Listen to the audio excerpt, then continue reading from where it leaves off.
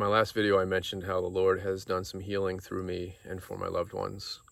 And I want to touch on that topic a little bit in this video. And I'm going to mention one particular healing, actually the first time that I experienced power in His name and in the power of faith, which brought my faith to an extremely high level. And what I was able to do after that was amazing. So in this situation, it was actually almost exactly a year ago. So my daughter, she was 2 at the time, it's our youngest daughter, and youngest of 6, and we are now going to be expecting our 7th child soon.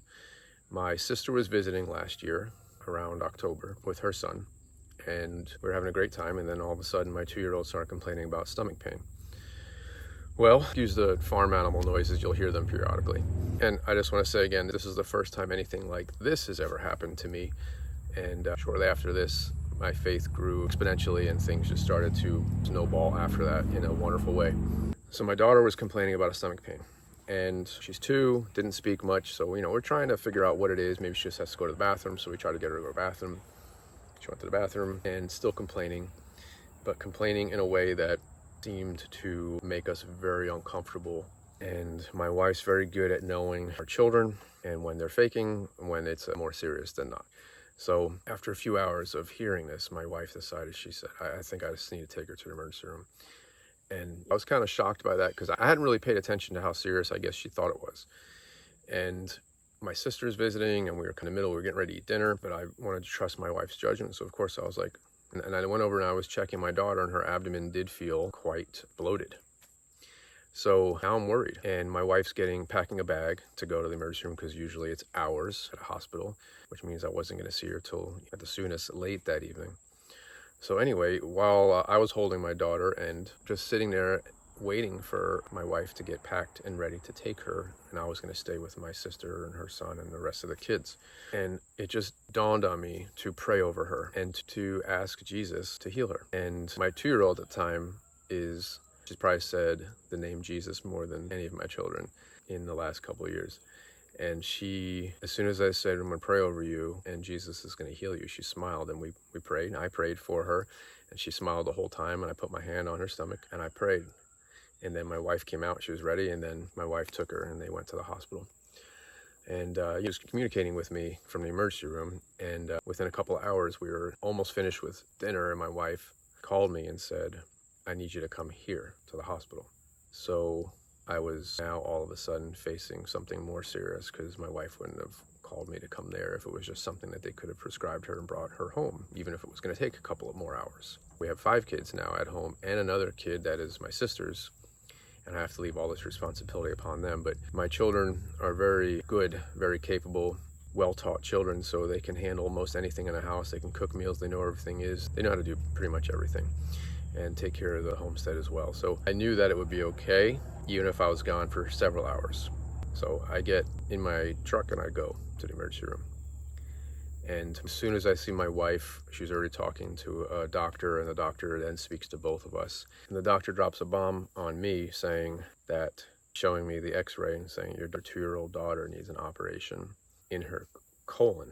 So I'm just dumbfounded and floored, and it's not the best hospital, and I think he knew it. So he said, we're not going to do it now, but the specialist will be in the morning. And he said, let me see if I can do something, and I'll be right back. And he wasn't right back. He was back in about an hour and a half. But came back, he said, I called the best hospital in the state. Now, this is an hour and 45 minutes from where we live, this best hospital in the state. So he said, I called the best hospital in the state, and they can get you a bed. And he said, if this was my daughter, that's where I would go. But he said also, their specialist won't be in until the morning. So my advice to you is you could sleep here and then go there in the morning, or you can go there right now, and then all of you maybe have a good night's sleep there, and as soon as the surgeon comes in, he can prep you on what's going to happen. So my wife and I decided to go home and at least tell our children, talk to them, and get things settled at the house for them being without us for the entire evening the next day, and who knows how long. So, which we had a lot of things to figure out. My sister had to fly out the next day, but we had to deal with our daughter. So when we got home, we packed, we said our goodbyes, and we made the almost 2-hour trek. We didn't get there till about 1 in the morning, and we checked in, and it took us a little while to get a bed. By the time they got us in a room, it was maybe 2 a.m. And the nurses came in to see us and just make sure we were settled. My wife was in the hospital bed with my daughter, and I was laying on the floor, just getting ready to sleep because we knew that the doctor wasn't coming, the surgeon wasn't coming until the morning. And she said, we're not going to be able to see you. The doctor won't even be able to come and see you because we just had 4 gunshot victims come in, so we're getting, the whole staff is going to be pretty busy for a while. But if you do need something, you ring the bell. So we settled in for a couple of hours, and thankfully my daughter slept, my wife slept a little bit, and I just decided to start praying. I prayed nonstop.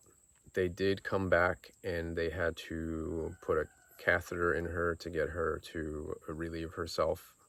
And that was a fight that took 2 attempts, I think. And my daughter's screaming through the whole process. She doesn't know what's going on. She's 2-year-old, and it's just a terrible situation altogether. And enlarging everything to the point where it was pressing on her heart and lungs. So that's why they believed surgery was the quickest response to saving her. So then through the entire night, which I guess was only about 4 hours, but 4 hours of praying, I didn't sleep, I prayed. And I wasn't even good at praying then. I just prayed in Jesus' name to Jesus. Please give this to me. Please heal my daughter. Please take this from my daughter. Please don't let her feel it. Whatever I could think of, right? And about 6:30 in the morning, they come in, flip the lights on. My wife wakes up, and I wasn't sleeping. And she said, the doctor is going to be here soon. Do you guys need anything? And she said, before the doctor gets here, he's probably going to want another x-ray because the last one you had was at the other hospital, so let us get you one. So they come in and they take my wife and her out in a wheelchair and take them to the x-ray room. And I'm just still praying, sitting there drinking some water. And they come back in, my wife comes back in, and then we all sit there and we're waiting probably for, I don't know, 45 minutes. And the emergency doctor comes in and says, I need you to sign this. You guys are going home. We're releasing you. The x-rays came back. She's fine. You can go home. And if they could take a picture of us, I'm sure my wife's and my mouth was just wide open. So we gave thanks. We praised the Lord, and we left. And because we're just dumbfounded, and it was beautiful. The best news you could possibly get. We're sitting here all night thinking our little baby girl is going to go under the knife at 2 years old. And a very risky surgery. So as we're driving home, we're not talking that much. We're excited. And then as soon as I got close to home, it was a 2-hour ride, I had to switch on my gears because I had to, in a hurry, help my sister get loaded and get her to catch her flight out of here, which was also almost 2 hours away at the airport. And I had not slept. So the Lord blessed us with such a blessing, and my daughter, and increased our faith in His word, in His power immensely from that moment forward. And there's more to that story, and I'll give you a little taste of that now. So I used to take sleeping pills for 10 years because of my previous job, and I developed insomnia, and I had to take a tranquilizer just to sleep, to knock me out so I couldn't hear anything, think of anything, and just so I can be a normal person. I was addicted to it, not that I wanted to be, and I only took it to sleep, but it was so strong that you could have withdrawals. So if I didn't take it, I could get violently ill, which I did. That was a few years prior. That was actually probably 5 years prior, when the birth of my other daughter again, but we were at the hospital. I stayed up all night, and I decided not to take my medications so I could just be alert and there for my wife.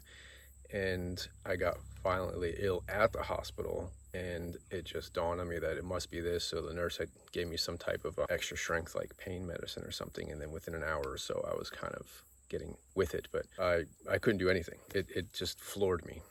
So it dawned on me throughout the day, I'm exhausted, I hadn't slept, I'm driving my sister to the airport and driving back, and I hadn't slept. And I also didn't get sick, and I didn't take my sleeping medication.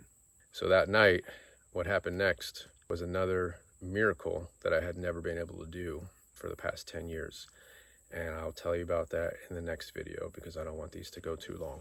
But I pray that this blessed you in some way. I pray that you can increase your faith by what I'm saying and what I'm sharing with you. I know God says to share with those what I speak to you in the dark and what you hear in the ear. So I'm doing that in hopes that someone out there takes this and gets blessed by it and seeks God with all their heart, and their faith gets stronger. There is power in the name of Jesus, and I'm living proof of that. And I'll get more into that in the future videos. May God bless you. I'll see you next time.